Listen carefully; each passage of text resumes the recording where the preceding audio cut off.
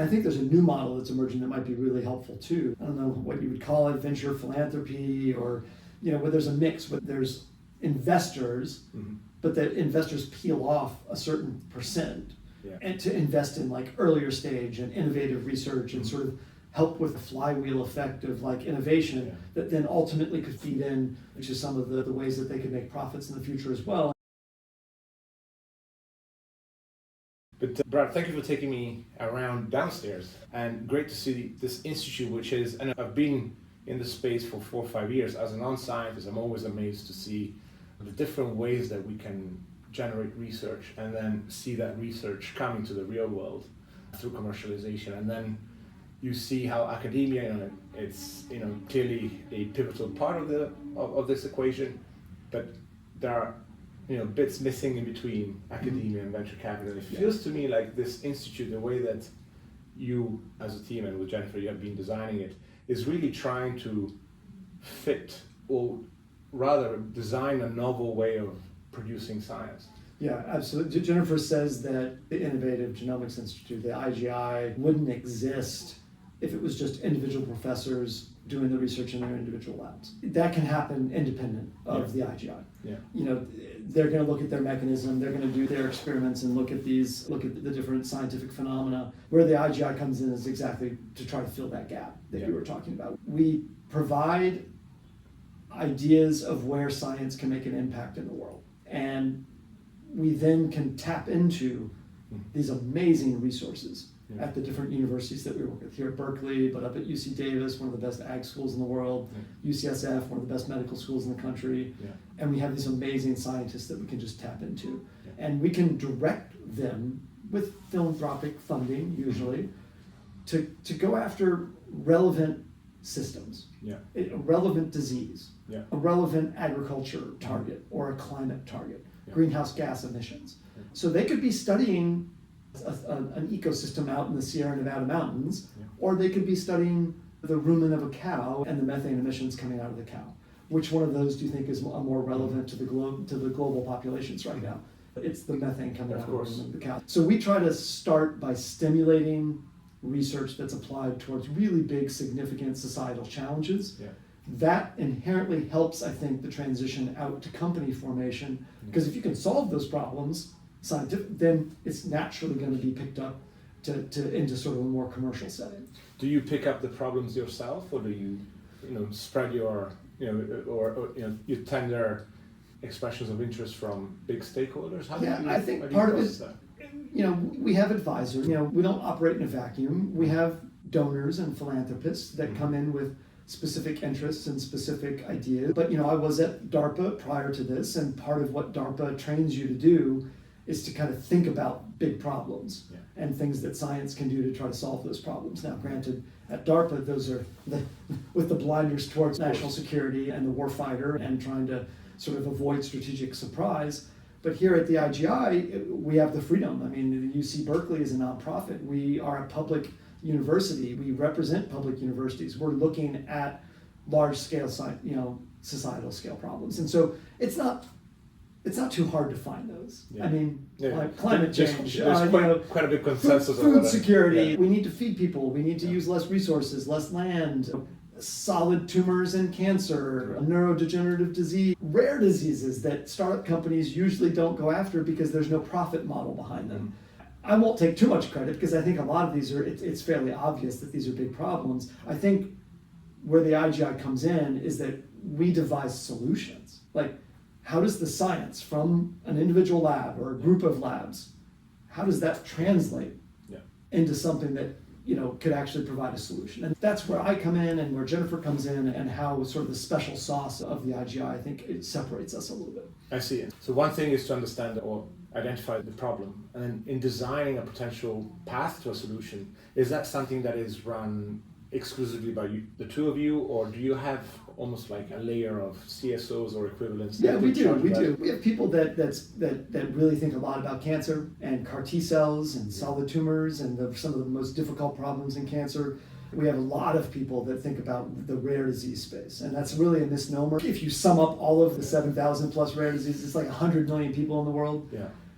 But if each disease only has a handful of people that are affected, like how do you scale that? So we have a lot of people that are sort of experts, immunologists, hematologists that are looking at blood diseases, and how do you potentially bucket those diseases together into one clinical trial, for instance, so that maybe CRISPR is being used to treat a blood cell of some sort, a T cell maybe. Yes. But there might be a group of 20 diseases, and all you have to do is change the guide RNA to target a different gene or a different mutation.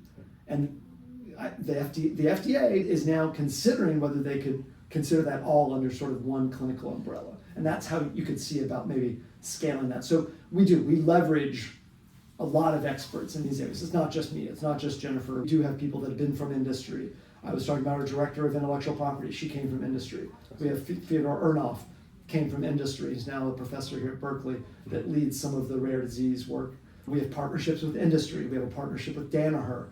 They make guide RNAs. They make some of the proteins that we use, and we've now partnered with them to go after 2 specific rare diseases. So we don't do this in a vacuum. I understand. And that's the top layer. And then when you're recruiting for individual scientists, because we run a platform for scientists, some of them, they clearly have an entrepreneurial spirit, capacity, and they become founders, but others, they're just exploring alternatives to regular traditional academia. How do you recruit out of academia, or do you attract scientists from industry? Or that's a good question. There's 2 or 3. There's 3 answers to that. One is just professors. We work with 50 to 60 professors across these 3 different universities: UC Davis, Berkeley, and UCSF. So part of it is just going to professors that share our views, that want to have a global impact, that are maybe entrepreneurially minded. We don't interact with as much with professors that are really just sort of singularly focused on maybe a little bit of a smaller scale. So that's one filter that we use, maybe, is selecting the professors in sort of our network, which sort of share our viewpoints. So that's one category. The second category is actually entrepreneurial programs. Like we actually have programs, either from donors or that are supported by venture capital, where we do support early stage entrepreneurs. Maybe it's a company of 1 or a company of 2, and we give them a bench space. We provide a little bit of seed funding for them, and then sort of train them a little bit. There's the Haas Business School here. There's Skydeck is another group here in Berkeley, and so there's this wonderful ecosystem at Berkeley for entrepreneurs. So we're just sort of one piece of that puzzle, but it's a very supportive kind of ecosystem, and we're able to use some funding to be able to stimulate that. So that's sort of the second thing. And then the third thing is that we hire our own people as well. So we really have made an effort in the last 2 years to start giving earlier stage career scientists an alternate path than just traditional tenure track professor. So we've now have 10 of these scientists. They have no teaching responsibilities. They just are looking at research. And guess what? If you're just focused on research, the research probably goes a little faster. And they have opportunities to look at outside activities and think about things like entrepreneurship, and several of those scientists are now looking at starting up companies as well. In this third kind of scientist, do they have any control over what they research, or they are mandated? How do you see them? Do you see them as... It's a little bit of both. I tell them it's a two-way street. I tell them it's a two-way street. They do not have autonomy. It's a delicate balance. Right, it's a delicate balance. The win for them is that they get some support. I give them a runway. Jennifer and I have raised money. We have certain goals and certain priorities, and we hire them in to kind of fill the niche to be able to provide some of the research in that area. So we're giving them a runway. At the same time, nobody wants to just come in and be told what research to do. So we absolutely, Jennifer is one of the strongest believers that I've ever met in my career for independent, creative, just hypothesis-driven, creative research. And so we give these individuals that opportunity, but it's not just carte blanche. We don't just release them out into the ecosystem, and we manage them. I meet with each one of them every month. I get an update on how the science is doing. Obviously publishing is important. We do try to fundraise with them. We do help them with intellectual property and really try to help them protect things. If they want to start companies, we try to connect them with investors. And so we kind of give them a little bit more of a supportive ecosystem, and it's a little bit more of a team. If you go over to this building over here and you're a professor, guess what? Yeah. you're pretty much on your own. You're on an island, you build it or you don't build it. And You need to fundraise first of all. you have to fundraise. And then you need to manage a team, recruit, and all of that. The university may support you a little bit, but after all, you're almost like running a company together with a lab. That's right. Right? That's right. Our people are a little bit more supportive Yeah, I can and see we the give them value. a little bit more of a Yeah. runway. Now, what's this model look like in 4 years or 5 years when our runway runs out? Yeah. Have we raised more money? Do we give them more runway? If they haven't successfully fundraised at that Right. point? We haven't had to cross that bridge yet, but we'll So- have to do that soon. So many questions come out of the last couple of sentences. I'll tackle the immediate one. How's the ecosystem looking from a point of view of raising philanthropic capital? You have private philanthropic capital, so Yeah. mainly individuals or high net Yeah, worth. yep. Usually, Ultra high net worth. yeah, a lot of, and I think obviously Jennifer opens a lot of doors, but you still have to pitch and you still have to get traction to be able to do that. And we've been very successful. I mean, I think over the lifetime of the institute for the last 10 years, I think we've raised something like $300 or $400 million. So a significant amount of philanthropy, which does afford some flexibility. Yeah. And there's some sort of generosity in that where you're able to kind of have curiosity-driven research. Yeah, you need that kind of buffer to be able to play. Play and innovate, and yeah. if it's just applied and Yeah. I have to create this product, a lot of times it doesn't result in the biggest breakthroughs. And so Jennifer's a really big supporter of some of that curiosity-driven, and philanthropy affords you that. But there's other philanthropists that really want to see social impact, and so we're going towards some really big goals for creating a zero methane cow, or helping bring hybrid seeds to more farmers that can't afford them and take them from subsistence farming to income farming, and very social impact driven, very product driven, and we have to report back to those donors our progress. And so it's a mix, really. It depends on the donor on how that goes. What's the timeline you think on typically? What's the red alert in terms of funding for you guys? Is it 10 years from now, 5 years from now? I mean, right now, the world feels like the sky's falling, right? I mean, what's going to happen? And I think the IGI is protected because right now, philanthropists seem to be coming to us and asking, or do you need anything? We understand that there's federal funding concerns, but honestly, I don't really consider federal funding in my budget. The budget for the IGI that I consider is really more of a philanthropically driven budget. My concern will be most of the academic community maybe coming to the conclusion that the IGI came to 10 years ago, that you shouldn't be fully dependent upon the federal government, that maybe you should be trying to pursue and diversify, and all of a sudden there's only a certain number of those people in the world. If they get thousands of people asking for them for money now instead of tens to hundreds of people, it might become more competitive and more difficult. So we'll have to plan for that. I'll put our science up against anybody, and I'm not too concerned about it, but I do see, if you talk about horizons, there's a near-term inflection point to see if we're still going to be as successful as we have been raising money. Yeah, I can see similar struggles in the ecosystem around us. I mean, we're a private organization, but we do a lot of stuff in the, if you like, not-for-profit field, education, training, advocacy. And so it's very tempting to, lean on public money or state money, or taxpayers' money, as I prefer to call it.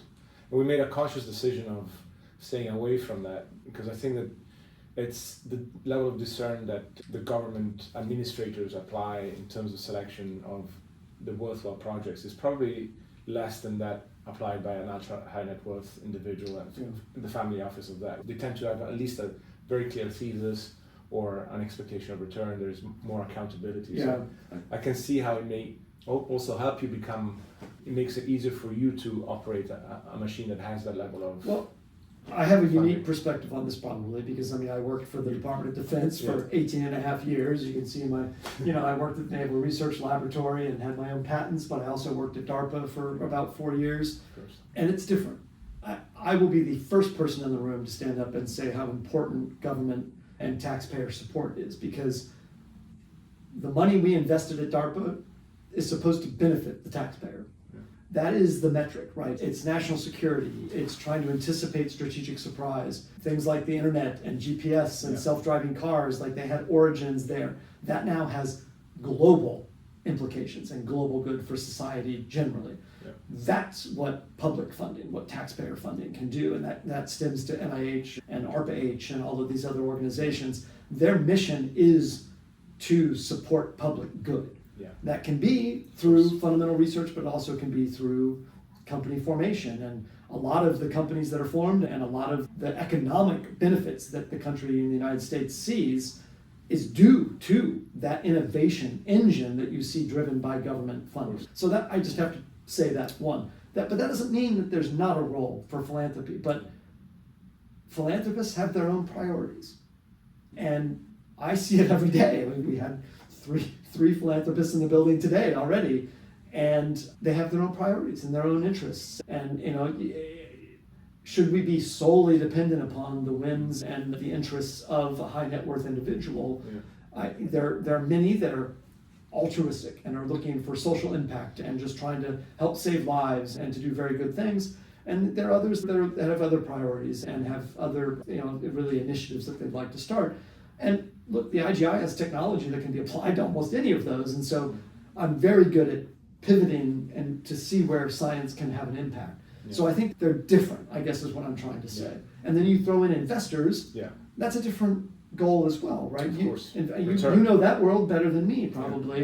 Yeah. And there's certain timelines and certain objectives, and those are probably different metrics than philanthropists and different metrics than the government. Yeah, absolutely so. It's almost another pool for scientists to consider whenever they're starting any consideration about stepping out of academia and doing their own thing. And there's such a culture of dependency on grants, especially in Europe where we started. And then when we are there to offer private capital, then we need to be almost helping them with a mindset shift around, okay, this is a different kind of funding, the time is I think there's a new model that's emerging that might be really helpful too. I don't know what you would call it, venture philanthropy, or where there's a mix, where there's investors, but that investors peel off a certain percent and to invest in like earlier stage and innovative research and sort of help with the flywheel effect of like innovation that then ultimately could feed in to some of the ways that they could make profits in the future as well. And I'm seeing more and more investors wanting to step up and do things like that, which I think ultimately might be a new model that could really have an impact in the world.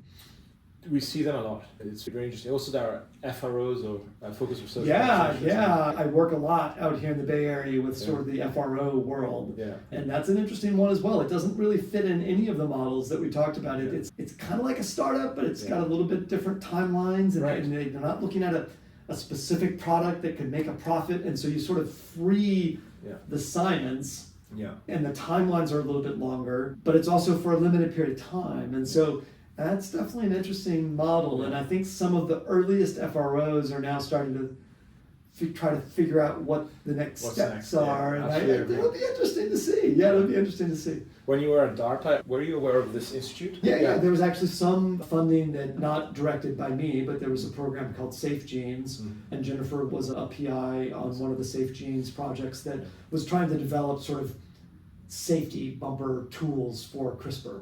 Who better to do that than Jennifer? And so, I was aware of the IGI. Yeah. And right before I came here, I actually had to step away. I couldn't sign any documents because I had a conflict of interest, so I had to step away from some of the contracts that were involved for my office. Yeah, I'm just thinking in terms of the parallels between, say, for example, an entrepreneurial PI that is able to fundraise and is able to have clarity around what to do with the funding, but at the same time may not be expert at managing the day-to-day operations of a lab that is growing. And so I'm just wondering, how could a relationship evolve between, if you like, an executive or an operative like yourselves and somebody like Jennifer? She's clearly very accomplished. But if you like, at a smaller scale, and whether that playbook of developing a rapport of trust and accountability and delivery can be promoted within academia. And I think that's why the IGI works so well. You take somebody of Jennifer's caliber scientifically and the community of science that she builds, like people want to join that community because of what an amazing and honest broker and just genuine scientist. That's Jennifer. People want to join that. She has those strengths. I think you couple that with me, and our strengths are very complementary. I can translate science. I've talked to generals and admirals and, system engineers that are building fighter jets. Like, how do you translate biotechnology to that community? Those are the skill sets that I honed while I was at DARPA. And I think bringing that along with the ability to sort of, I've seen the landscape across the entire world essentially because we funded global partners at DARPA, and it was team science, the power of team science, the power of setting almost impossible objectives and watching science rise to the occasion to be able to answer that call. Doesn't always work. Look, I mean, the failure rate at DARPA was probably 70% or 80%, but it's that 20% that changes the world. Yeah. So bringing that attitude and sort of ambition and wanting to form teams to go after really hard problems and be really ambitious, I think coupling that to the really grounded, really just amazing, groundbreaking research that Jennifer brings to the table, that special relationship that we have, I think, is probably difficult to replicate, but it's been a really big catalyst for growing the IGI, and I think is part of the reason for our success. How did you develop that relationship? Over time? Yeah, it was over COVID, so it was over Zoom. Right. I didn't meet Jennifer face to face for almost a year and a half. That was a relationship that was born out of virtual calls. I went through an interview process. Like you said, I was familiar with the organization. I met with many of sort of the different stakeholders in the organization. It was all over Zoom. Everybody was over Zoom or other, different. We started our firm platforms. over Zoom. Yeah. Because we were able to, the only thing that we could do is get FaceTime with a Right. scientist and just say, how can I help from an operational perspective? So the moment I kind of knew that I probably wanted to do this, because look, I could have stayed at DARPA for 2.5 more years. I was basically scheduled out for a full 6 years at DARPA. I see. But the end is going to come at some point. So when you see an opportunity to work directly side by side with somebody like Jennifer, it's really hard to pass up. Yeah. And I remember going through all of the steps of the interview, and with Zoom, of course, you can interview like 8, 10, 12 different times. But then her team set up a virtual happy hour, a virtual drink. Okay. So we literally, Jennifer and I sat over a virtual drink. Or a glass of wine. And laptop. and laptop. And she really was frank. She was like, okay, Brad, what do I have to do to get you to join and get you to do this? And I honestly, seeing her buy-in and seeing that it was about more than just her group and her lab and her science, that was enough buy-in that we could work together to kind of paint this vision of a bigger, like global societal level kind of impact of the science that she's sort of innovated and led. That really was the buy-in that I needed. I see. When you say bigger, do you set yourself, as an institute, what metrics do you measure your success by? Yeah, I mean, part of it's, doing, field trials, doing clinical trials, Okay. Building international partnerships. We have agreements with international organizations in different continents around the world. Our scientists have traveled all over the world. We've gone to Kenya, we've gone to India. Another scientist just went back a second time to India. We're building partnerships with Indian research institutes. We're talking to Indian farmers. We've talked to regulators from 21 different low middle income countries, low resource environments. We brought 21 countries, regulators from 21 countries to the campus of UC Berkeley and talked to them about CRISPR and how they should try to deploy CRISPR in their countries.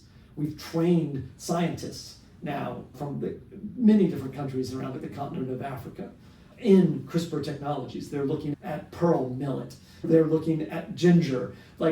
These are not things that United States scientists do, but scientists, the IGI, that's part of our job, is to go out and make those engagements. So our metric ultimately is global impact. Now, there are other metrics. Yeah. I mean, publications, how much money we've raised, intellectual property and patents. And I mentioned to you earlier, we range between about 12 and 15% of all the patents at UC Berkeley. So there are other more grounded metrics, but ultimately what Jennifer and I want over the next decade, global impact. And you said publications. Why do publications still matter? You got a Nobel laureate already in the team. You have to have credibility in the field. Still. Look, I mean, I'll go back to the days that I was a bench scientist. I mean, my mentors when I was a bench scientist said, and it's still true today, you've got to have publications. You can't take away, once you've published and people have cited you, you can't take that away. That elevates you as a scientist. Yeah. If you don't publish, doesn't matter if you're a startup, doesn't matter if if you don't publish, if you can't point to a publication where your peers have said, yes, this is noteworthy, that this is accurate, that this is validated in some way. Look, I understand there's fake results and there are not good things. There's no perfect system, but you still need to publish. You have to show that your work is relevant. Yeah. Do your donors expect that as well? Well, you're not. Yeah. When we still, like I said, we have donors here today. At the bottom of the slides, we still will show where you've published this and what it has been. Now, again, the IGI brings a more impact-driven lens to this. Yeah. You can publish a paper, or you can publish a paper that's on a very relevant system that might have implications to the world. And we really try to focus on that latter type of publication.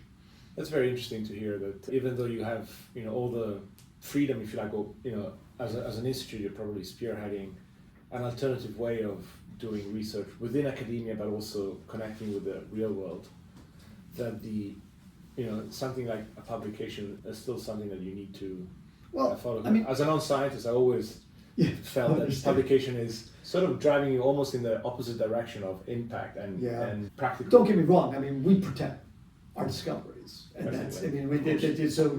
that is the first priority. You can protect it, so that we have control over the future of that technology. Yeah. That's still the number one priority. Yeah. Then you can publish and you can do bioarchive and you can release things out publicly. Okay. I will say that, because of what we are as a nonprofit, yes, we spin out companies. We've done 26 companies over the last 10 years. They've raised $4.8 billion.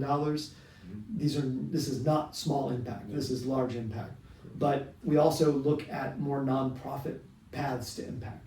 Are there ways to disseminate our technology out to those on the front lines, that really might be most impacted by our work, that maybe are very poor subsistence farmers in Africa or in India. Those are also communities that we're trying to affect change in as well. Yeah. I'm connecting back to what you mentioned earlier. I briefly mentioned state funding and the way that things are developing right now. You've worked in a federal capacity.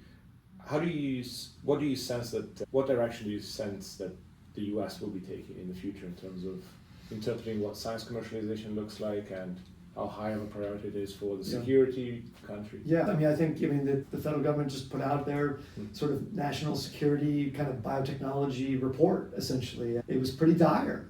It basically started and said, look, we could lose our standing in the world here. That obviously the rest of the world and some of the major players that you can imagine are starting to make big progress, and in some areas are probably even leading now. So in order to maintain our position sort of as a global leader in biotechnology, it's important that we get funding from all those sources, private capital, philanthropy, and government taxpayer kind of sources. That ecosystem is the reason that we've been number one. We're number one in startups. We're number one in patents. We're number one in discovery. We're number one in a lot of these categories. That's based on that ecosystem. And if one of those legs goes away or is diminished, then that's going to hurt, and you're going to start to see a decline in sort of the standing and the ranking of what we're able to do in all of those categories. It's not just publications, by the way. It's number of startups. It's capital raised. It's exits. All of those things have their starting and their grounding in basic discoveries in labs like those here at the IGI and other places around the country, and they depend on government funding to be able to do that. So, I was in the government for long enough. I was, like I said, 18 and a half years. I worked for the Department of Defense. I saw funding cycles, but it's always been bipartisan support.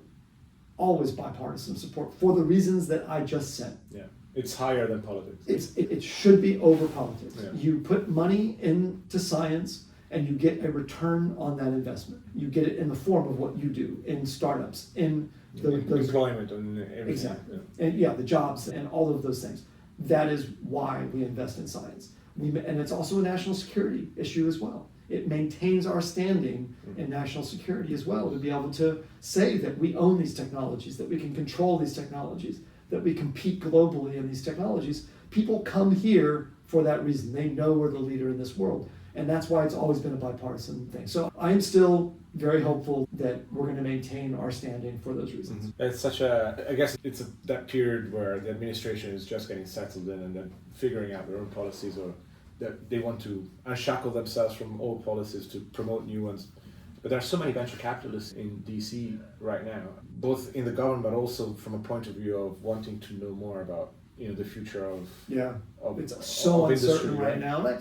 Again, I've seen lots of administrations come and go in my career, I think this administration, yes, it's a little bit more on the extreme side, but every new administration wants to do a survey of where the dollars are Yeah, where the going. money's going. Yeah, of course. And they're going to want to set priorities on where those dollars go. So ultimately, I think what we're seeing is a little bit more extreme. They're hitting the pause button. My friends and the people that I know that are still in the government are doing that. They're doing that analysis right now. They're looking across their portfolios to see what fits and aligns to the new administration's priorities. And that's the beauty of science. Science doesn't just solve one set of problems. Science can solve many problems. And I guarantee you, some of those problems, whether it's national security or whether it's chronic disease and inflammation, they can align to what the new administration would like to see. Yeah. And I think that's what we're seeing more now than just a permanent halt. Yes. I think we're seeing a pause and a realignment, and then I think that we're going to be able to move forward. That's what I assume and what I hope is going to happen. I understand that. As a non-scientist, I see science as a language rather than as an end. Putting money into science just to create more science, yes, it could be fun, it feeds creativity and all of that.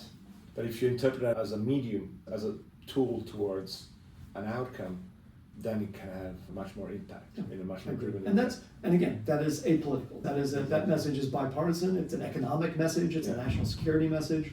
This is something that should resonate with everyone in DC. Yeah. Did you have an interesting government when you first moved from being a researcher in the private world to working in a national lab? Yeah. I mean, I joined DARPA in 2016, so I think that answers that question. But again, it was just messaging. Yeah. I worked at DARPA, which probably made it easier. The problem of national security and strategic surprise doesn't change. Yeah. That landscape doesn't just change because of an election. Yeah. The warfighters still need to worry about those emerging threats. They still need to think about their superiority on the battlefield. Yeah. So I think I was probably in a little bit more of a protected bubble and a protected environment. And so I think we just pretty much went about business as usual and thought about how biotechnology can help support those missions. It's such a unique model, and just trying to connect the journey, your personal journey, if you don't mind. Yeah, sure, absolutely. Did you ever think about, becoming a professor or doing a Jennifer route, if you like? Yeah, look, my father was a professor. I grew up in Clemson, South Carolina. My father, who just passed, rest in peace, was a professor. He was the chair of the math department at Clemson. He went on to be a university professor. University president. So I am very familiar with that world. And so I think when I was in my training, I assumed I would probably be a university professor, but I think I taught a couple classes. I went to University of Wisconsin. I think I taught a few classes. It was enough for me. I think the teaching bug, I decided that wasn't necessarily the right one for me. Teaching students really is a special skill. There's a lot of patience involved. There's a very diverse community. Some students are just outstanding and other students are a little slower, and trying to teach across all of that was really a challenge. So when I got an opportunity to do a postdoctoral kind of training at the Naval Research Lab, it was a very applied research environment, which excited me. I really wanted to do applied research, and we worked on all kinds of different problems: tissue engineering, bioenergy, biofuels. Again, the really very applied applications that I ended up working on there. It was attractive to me. It was a full-time research position. I didn't have to teach, and so I think then you get in there and you have fun in the lab, and you're like, I don't really want to leave the lab. So for me, I did 15 years there. Wow. Yeah, I did 15 years at the Naval Research Lab. I ran the bioenergy and biofabrication group there. We did a lot of tissue engineering applications, organs on a chip, and some sort of bioenergy kind of applications. Yeah. Now, transitioning to DARPA, that was different, right? At that point, you're stepping away from the lab bench, and you're really going into more of a program management, and you're sort of overseeing a portfolio. You have to translate science a lot of times to either non-scientists that are stakeholders in Congress or in the Pentagon, or to that are scientists that are just completely outside of your field. Yeah. So I think I've always had sort of a talent to be able to do that. So two things really served me well at DARPA. One was that I could sort of do that translation from very technical details into something that was sort of a more distilled version and impact-driven kind of distillation. But then secondly, I was a generalist. My training at the Naval Research Lab, I was a generalist. I worked in microbial ecosystems. I worked on, stem cells. I worked in tissue engineering applications. I was one of the first people in the world to print a living cell. So I had a very diverse background. Yeah. And that really helped me in translating, because I had to oversee the entire biotechnology office. So that's anything from synthetic biology to crops to monoclonal antibodies, that act as treatments for things like COVID. I had to oversee that entire portfolio, and so being a generalist really served me well. Were you recruited for your postdoc? Did you apply for a job, or were you? I interviewed a couple industry. I looked at, I was trained as a sort of a surface chemist. Yeah. So I interviewed in some crazy jobs. There was a couple companies that were surfactant companies. That's just code word, by the way, for like detergents and cleaning companies. But ultimately, I think it was exciting for me to think about some of the applied research challenges that, look, my first job at the Naval Research Lab was in a laser lab. So, there's not much cooler in science than lasers. I'm sorry. It's just fun as a scientist to hit a button and hear something zapping, and you're I tell people that I basically put every aspect of biology in front of a laser. That was my job, basically, and that was pretty fun. So that kind of drawl of like excitement of discovery was really something that drew me there. I'm just trying to connect the dots for scientists that are, maybe in the middle of their PhD and they're wondering, what the hell am I doing here? Yeah. This is gruesome, only 99%. Yeah, that's I have 2 children in graduate school right now, so that definitely hits home for me right now. We've had discussions over the phone, and one's at Harvard and one's here at Berkeley. One's in quantum engineering and quantum science, and the other's in photosynthesis and sort of more molecular and cell biology. I do think they're feeling the uncertainty. I think they're feeling sort of that general kind of pause that's been hit, that people are trying to understand what's going on. It's affecting them as well, but I think I've always told them that you can't ever lose if you take your training as exactly that. You're learning, and be a sponge, absorb as much information and as much knowledge as you can, and that's what graduate school is for. Really take risks, take challenge, put yourself out there, say yes to those presentations, talk about your science, challenge yourself, don't be afraid to do that. Of course. All of those things are going to be good for you. Now, what happens afterwards? Look, we live in a new world right now, right? There's still going to be professor jobs that are available. I think there's still going to be government jobs available. I think there's investment community jobs, there's startup jobs. My suggestion is to not be closed off to any of those options. If you are just single tracked and I want this and only this, and I think if I were in your position, I would want to diversify my options as much as possible. And you see that because we often receive applications from candidates wanting to spend summer with us, learning more about investment, or they do secondments within biotechs, startups, which is great. There's also this industry trait right now of trying to pull academics out of academia a tiny bit too soon. So in effect, almost seeing them dropping out of academia before they've completed a cycle, and which is something that we're not in favor of. But I'm wondering how AI, and I don't have answers for that, and maybe you guys are exploring that, but how AI will change the role of the scientist as more of a director, as you're saying, and like a generalist that can, We're doing a lot in AI, along with everybody else in science right now. It can make an impact in a lot of different ways. I don't see it as necessarily replacing the science now. Automation and robotics, automation and robotics. We looked downstairs how that could help, right? You will see it speed science. You still have, I have an automation engineer and I have a cell biologist that are working side by side with that automated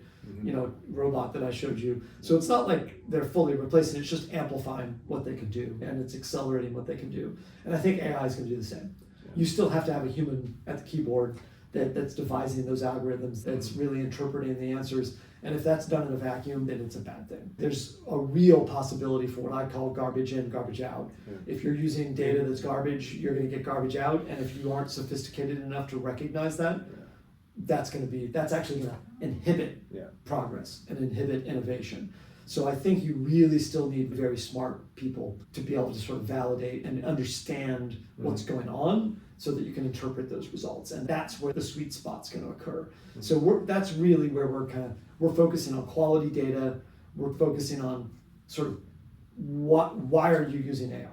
You've got to tell me what specifically it's going to improve, how it's going to accelerate your research. Are your data sets too big? Are you using it to engineer proteins around patents so that you can maybe, have a new patent and protect something that is unique or different that adds value? You tell me what you're using AI for, then that's when we launch and we really step on the gas. Yeah, it's good to hear. I think it's not too far from what we believe as well, but we're seeing all sorts of new firms coming out trying to use AI in creative ways. And money, sometimes just follows trends. And so you kind of have bad money raised over bad ideas. And then we're all complaining, oh, it didn't work, then all science is wrong, all scientists are wrong, failure rates. My points of emphasis here are good quality validated data. Yeah. That way you at least solve the garbage in problem. Yeah. I mean, if you're putting good quality things in, then at least you know that you're starting with that as a foundation. And then the second thing is just making sure that you have quality control and validation throughout the process, building an iterative process. Make sure that you actually are seeing learning, that you're seeing intelligence, right? You want to see things that are being generated that aren't obvious, that have value add there. And these are the checkpoints and the gates that we're trying to do inside our institute. Yeah. I'll connect one last dot that we briefly touched on, and I know that we're sensitive on time. My only watch so hopefully we're fine. But it's around this novel, if you like, models for innovation that we talked about. There is in academia or in a startup, and then in the middle there's a whole array of different private institutes. In Oakland there's another called Arcadia or Astera. There's yet another model, and then there are FROs. And so most of them start from a premise of this is a not-for-profit until there is a spin-out that does well, and then that it becomes either a spin-out or anyway. There are for-profit models too. I mean, Altos Labs launched a few years ago, which is a big one that's a for-profit entity. ARC. Yeah, ARC. It's kind of in between. I mean, it's a philanthropically driven organization, so I think technically they're probably a non-profit. But again, you protect IP. Yeah. You're looking at spin-outs, you're looking at ways to sort of get, that model. Our model particularly is to still stay at the university. I think we're very much of a mission-driven organization where, Jennifer says all the time that being at University of California, Berkeley means something, that our nonprofit mission sort of aligns with that. We're looking at global good, humanitarian purposes, but that doesn't mean that we haven't started companies like I mentioned earlier. I mean, that's still part of it. You can't just leave private capital on the table. You need to leverage that to really be able to scale the impact of what you do. This is my question, perhaps, and it may be sensitive or strategically, but do you see yourself evolving like a private side of the business still? Say that you have returns coming back in. Do you treat them like funding that you put back into research? Or literally, Jennifer and I had lunch today and we were talking about exactly that. Oh, there you go. Yeah.